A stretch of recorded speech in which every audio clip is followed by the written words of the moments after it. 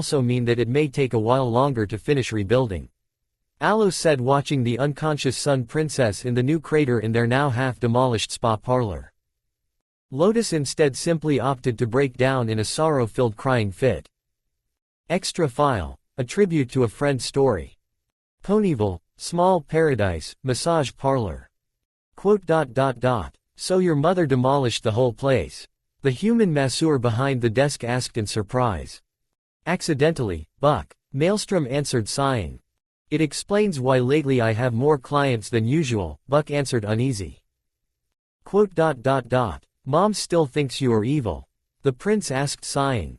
I don't blame her. I am the first human outside the ones she has met in your world, and she has no idea who I am, so I cannot exactly hold it against her. The other replied, shrugging. And Aunt Celestia loves your massages even too much, that too may be a reason. He said with narrowed eyes. Look, she was stressed and I just did my job. I had no idea she then used you others to calm down once I was done massaging her.